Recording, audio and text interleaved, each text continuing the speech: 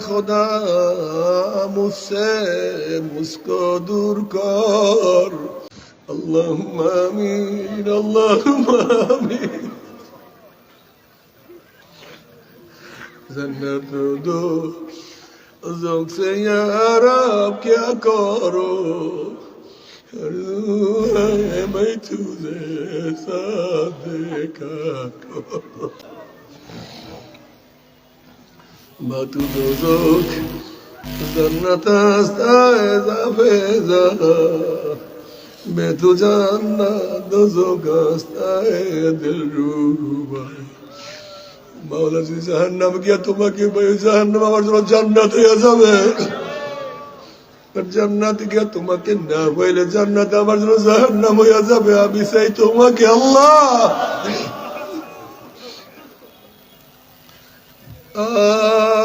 মওলা আমাদের গুনাহ খাতা মাফ করিয়া দাও আল্লাহ গুনাহ খাতা ক্ষমা করিয়া দাও গুনার থেকে বাঁচিয়া থাকার তৌফিক দিয়া দাও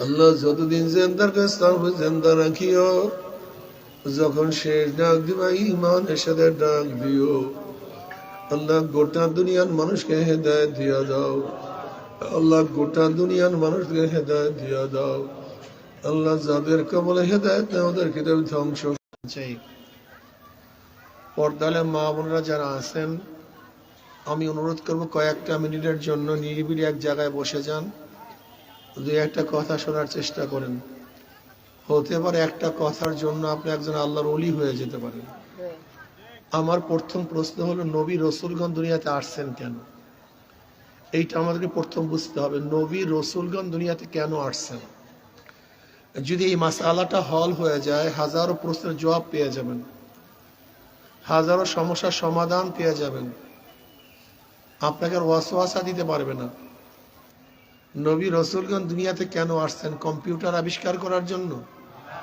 প্লেন বানাবার জন্য রকেট বানাবার জন্য দ্রুতগামী রেল বানাবার জন্য না নবী রাসূলগণ বুরুজ খলিফাকে বানাবার জন্য দুনিয়াতে আসেন নাই শাশ্বত গতিতে ট্রেন চলবে এর জন্য দুনিয়াতে তিনি আসেন নাই নবী রাসূলগণ দুনিয়াতে কেন আসছেন মানুষরূপী অমানুষদেরকে মানুষ বানাবার জন্য বলেন কেন আসছেন বলেন বলেন এইটা মাথার মধ্যে প্রথম ঢুকান এটা পয়েন্ট এটা মারাত্মক পয়েন্ট এইটা যদি মাথার মধ্যে ঢুকে আমি আগেই বসে হাজারো মাসালা হল হয়ে যাবে নবী রাসূলগণ দুনিয়াতে আসছেন মানুষরূপী অমানুষ থেকে মানুষ বানাবার জন্য তার মানে মানুষরূপী হলেই মানুষ হয় না এটা প্রথম আপনাকে বুঝতে হবে আমরা মনে করি চক্ষু কান নাক এই অবয়বের নাম মানুষ না এই অবয়বের নাম মানুষ না এই যে চেহারা আমার ওই চেহারা এর নাম মানুষ না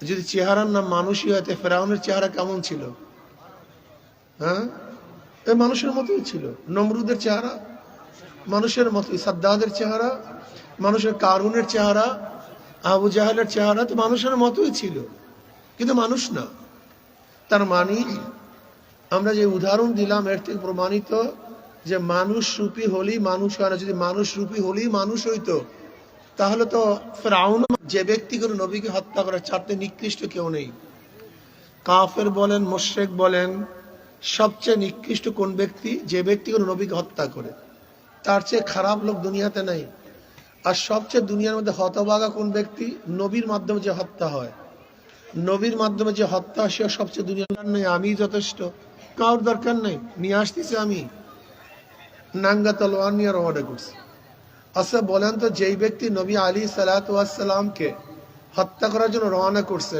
সবচেয়ে শ্রেষ্ঠ আল্লাহর পরেই যার মর্যাদা আমার নবীর মর্যাদা কার পরে ভাই আল্লাহর পরেই অথচ এই খারাপ ব্যক্তি ঈমান আনার পরে সবচেয়ে দামি হয়ে গেছে সবচেয়ে ভালো হয়ে গেছে আপনারা জানেন সবচেয়ে দামি কারা নবীগণ নবীদের চেয়ে দামি কেউ না সবচেয়ে দামি কারা ভাই সবচেয়ে দামি নবীগণ নবী আলী সাল্লাল্লাহু আলাইহি ওয়াসাল্লাম ফরমান আমার পরে কেউ নবী হইলে ওমর নবী হয়ে যেত আমার পরে কেউ নবী হইলে বুখারীর মধ্যে রওয়ায়াত আছে তার মানে যেই ব্যক্তি সবচেয়ে খারাপ ছিল, ইসলাম গ্রহণ করার পর ঈমান আনার পরে সে সর্বশ্রেষ্ঠ ব্যক্তি হয়ে গেছে।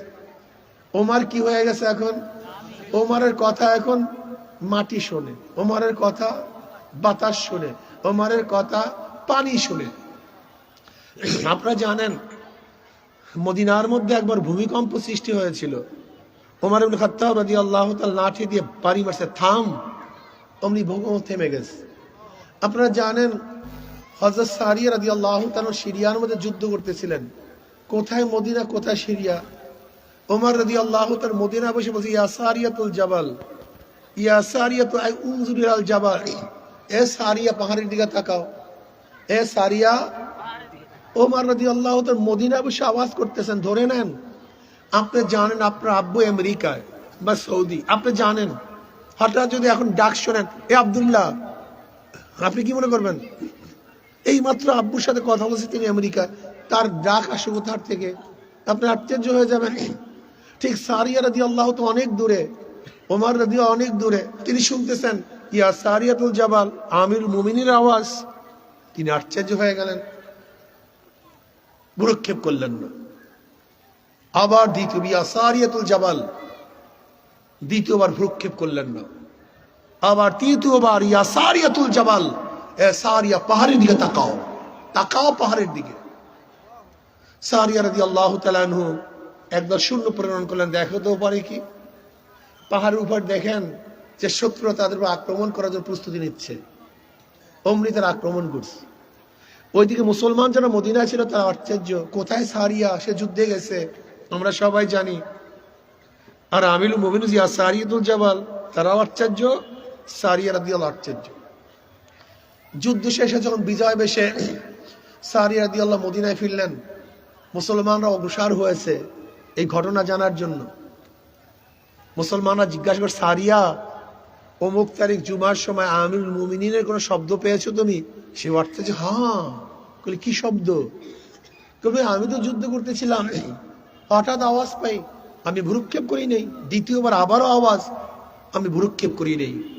তৃতীয়বার আবারও আওয়াজ, আমি একবার সৈন্য প্রেরণ করলাম।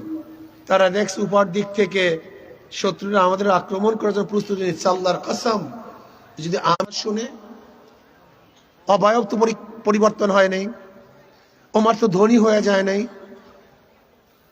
ওমর তো সুন্দর হয়ে যায় নাই, ওমর তো শিক্ষিত হয়ে যায় নাই। ওমরের মধ্যে এমন কি পরিবর্তন আসছে যে পরিবর্তনের কারণে এখন ওমরের কথা কে শুনে? এই পরিবর্তনটা কি?